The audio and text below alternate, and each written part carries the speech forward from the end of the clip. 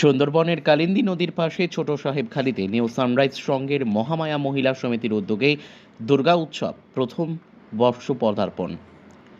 বাংলার মাননীয় মুখ্যমন্ত্রী মমতা বন্দ্যোপাধ্যায়ের সরকারি অনুদান লক্ষ্মীর ভাণ্ডারের টাকায় এই ক্লাবের ৭০ জন মায়েরা এবং ৩০ জন বৃদ্ধ পুরুষ তারা সরকারি যে সহযোগিতা পেয়ে থাকে বার্ধক্য ভাতা, সেই টাকা দিয়ে এখানে পুজো করছেন।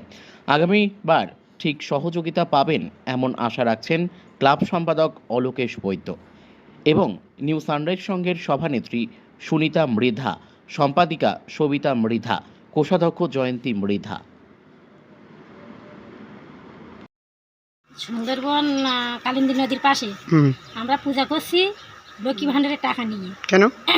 আমরা আগামী বছর পাবো বলে সেই আশা নিয়ে আমরা পূজা করছি। সরকারি অনুদান পাইনি? আমরা সরকারি অনুদান পাই। এবছর আমরা নিজেরা খুব কষ্ট করে করছি। কিসের টাকা? ওই লক্ষ্মী ভাণ্ডারের টাকা দিয়ে। কতজন আছেন? ৭০ জন। কেমন লাগছে এই পুজো করে? ভালো লাগছে।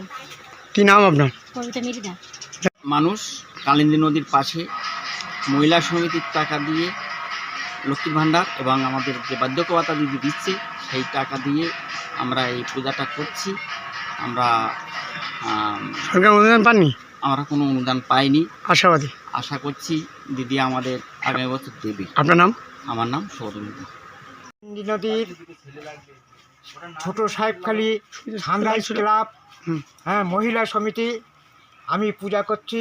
এই সবে নতুন, হ্যাঁ, এই পূজার তন্ত্রধারক আমি ভট্টাচার্য। কি নাম আপনার? নিমাই রায় অধিকারী। কোথায় বাড়ি? পুরাতন ভান্ডারখালী। সুন্দরবন কালিন্দী নদীর পাশে মায়েরা লক্ষ্মীর ভাণ্ডার দিয়ে পূজা করছে। কেন? দিদির অনুদান পাইনি। আশা করছেন আগামী পাবেন?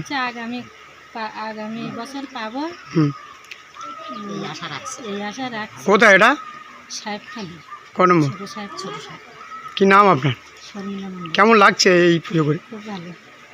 মুখ্যমন্ত্রী মমতা বন্দ্যোপাধ্যায় সার্বিকভাবে মায়েদেরকে লক্ষ্মীর ভাণ্ডারের সহযোগিতা করে থাকেন, অনুদান দিয়ে থাকেন।